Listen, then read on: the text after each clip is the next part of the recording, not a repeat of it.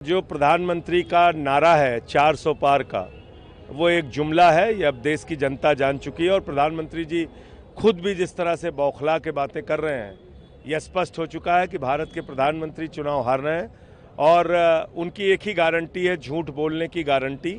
महंगाई कम करने के नाम पे देश की जनता से झूठ बोला, 2 करोड़ नौकरी देने के नाम पे नौजवानों से झूठ बोला, किसान की आमदनी 2 गुना करने के नाम पे किसानों से झूठ बोला, इस देश के अंदर काला धन ला के 15 लाख देने के नाम पे झूठ बोला, बुलेट ट्रेन चलाने के नाम पे झूठ बोला, पक्का मकान देने के नाम पे झूठ बोला।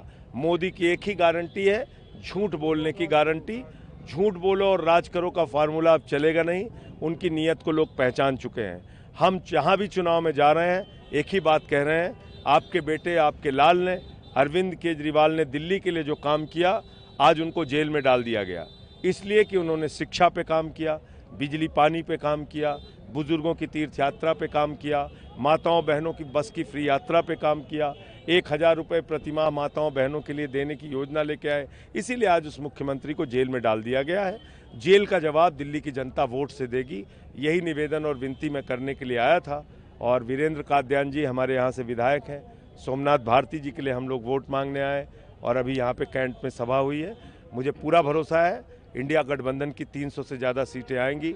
इंडिया गठबंधन की सरकार बनेगी 4 जून को और जो वादे हमने जनता से किए हैं उसको हम पूरा करेंगे। केजरीवाल जी ने कहा है पूरे देश में 200 यूनिट बिजली फ्री होगी, 1000 रुपये बेरोजगारी भत्ता नौजवानों को होगा, 1000 रुपये महिलाओं के लिए प्रतिमाह होगा और इसके साथ ही साथ किसानों को उनके फसल का जो दाम है वो स्वामीनाथन आयोग की रिपोर्ट के हिसाब से दिया जाएगा।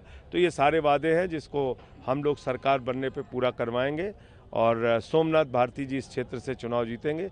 7 की 7 सीटें हम लोग दिल्ली में जीतने जा रहे हैं। जनता जेल का जवाब वोट से देगी। आप लोग चला रहे हैं, कैसा रुख दिख रहा है लोगों का उसके बीच? देखिए, बहुत ज़बरदस्त समर्थन है और मैं समझता हूं कि जब भी कोई योजना की बात करते हैं हम लोग, जब भी किसी गारंटी की बात हम लोग करते हैं तो केजरीवाल ने वादे से ज़्यादा काम किया है, लोग उन पे भरोसा करते हैं। यूपी सिंह के लड़के को टिकट मिल गई है, तो इससे क्या फ़र्क पड़ता है?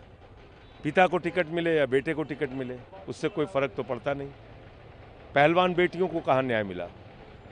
कहाँ न्याय मिला?